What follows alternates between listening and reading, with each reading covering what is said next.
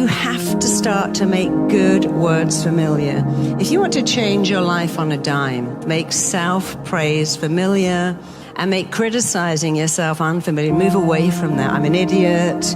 I got rocks for brains. I mess everything up. You can change your life so quickly by making praise and self-belief familiar by constantly doing it, and meanwhile make criticism unfamiliar. See, your mind can't go in two lanes. The mind cannot hold conflicting beliefs. I'm good, I'm nervous, I'm smart, I'm anxious. I'm a good student, I've got a terrible memory. People like me, but I'm scared of rejection. That really messes up your mind because it wants to go into one lane or the other, but it can't go into both. It all comes back to two things: the pictures you make in your head and the words you say to yourself, which you are free to change. The way you feel about everything. Our mind loves what is familiar and really hates what is unfamiliar. If your mind loves what is familiar, all you've got to do is make good stuff familiar.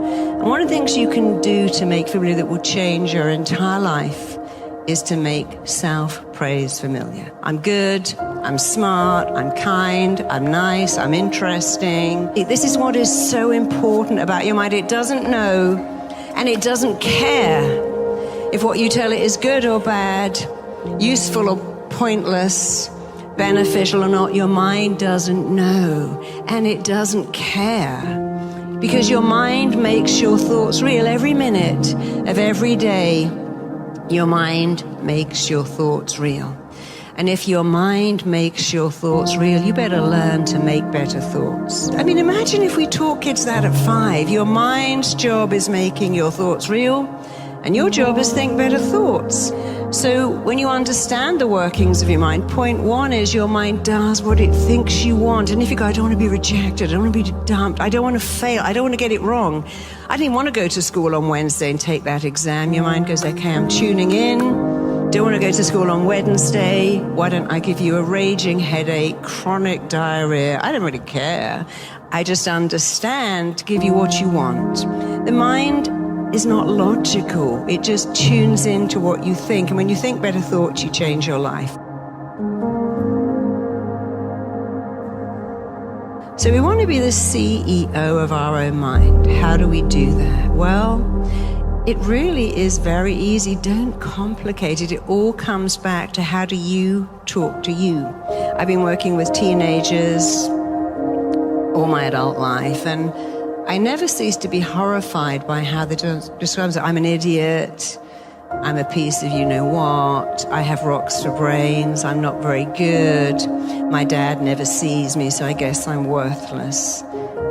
And I always teach them, look, the most important word you will ever hear to yourself in your whole life, and not for some hot girl or some hot guy, or even a teacher saying, gosh, you're smart, you are the best kid I've ever had in my class, or even a parent saying, wow, parenting you is the joy of my life. No, the most important word you will ever hear in your whole life come from you. You have to look at your beliefs. Whatever you believe, you're going to make it real. And when you believe you're going to do something amazing, whatever you believe, you'll make it real. So you've got to think about your beliefs, because first you make your beliefs, and then your beliefs turn right around and make you, and then there's something called confirmation bias. I believe I'm not smart. I believe my mind isn't very quick. I believe people don't really like me. And I've made that belief, and it's definitely making me, because now I'm kind of shy, I'm insecure, and now I'm looking for proof of what I believe is truth. If I wake up and I think I'm not enough, what kind of feelings would I feel? I'll give you a clue. There isn't a single good one in there. Listen, behaviors. I wake up and think I'm not enough. I feel sad, or I feel angry. How am I going to behave? Pick anything. Again, here's a clue. None of them are good. I don't take any risk. I'm risk averse. I stay at home. Maybe I cry. Maybe I act out. Maybe I start bullying people. The emptiness you feel inside is always because of the needs that weren't met. And one of your needs is to believe in yourself. And if you don't have that, you feel this emptiness here not enough. If I'm not enough, guess what I need? More. More food, more praise, more followers on my feed, more alcohol, more something. If I said I'm enough every day, what kind of feelings would I feel? Here's another clue. This time they're all good. You can't say I'm enough and feel terrible. See, words are like balm. If my skin was very dry and I put lotion on, my mind doesn't go, is that from Prada or did you get it free on an aeroplane? Doesn't care. Balm soothes dry skin and words soothe something as words are nourishing. If we think we're enough and we feel happy, powerful, loved, secure, you'd work on your goals with the belief, I can achieve my goals because I'm enough. I'd talk to people. They can't reject me. Nobody can reject me except me, and I'm never going to do that because I'm enough.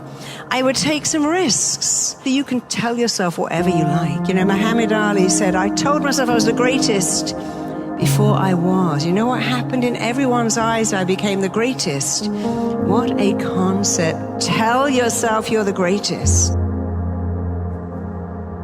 I want to show you how to manifest. There are 3 ways to manifest.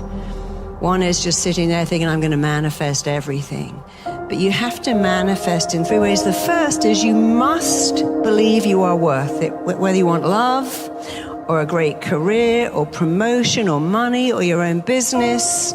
If you don't do step 1, which is believe you are worth it, you won't be good at manifesting. The second is you got to really know what that looks like. And then you got to do the work. You'll say, oh, I thought I could just manifest. No, you still got to study, still got to write your program, open your business, work. 80% of your success is down to having a success mindset. If you believe you're worth it, that will take you further. Belief without talent takes you further than talent without belief. We all watch reality TV. We all see people with no talent, but they have amazing self-belief. If you have belief and no talent, you probably will do better than someone with huge talent and no belief. If you have both, you can go anywhere. Impress, instruct, install into you what you require. And you're going to say in a powerful voice, I insist on this, I require this, I'm giving this to myself. Then you're going to open out your hands and you're going to code it in by really focusing on what does it look like, feel like, sound like. And the little voice that goes, oh, you're not going to do that. Then you're going to move from side to side. It's a little movement, and I'm going to help you erase and eradicate and let go of those blocking thoughts. So let's go. Close your eyes. Touch the area right in between your eyebrows. And I want you to repeat these words. I want you to think of what you really want. What do you require for yourself? What do you want? What do you require? What do you need? What are you prepared to give yourself? And I want you to say with unshakable confidence, what I require for myself is, say it. What I require for myself is confidence.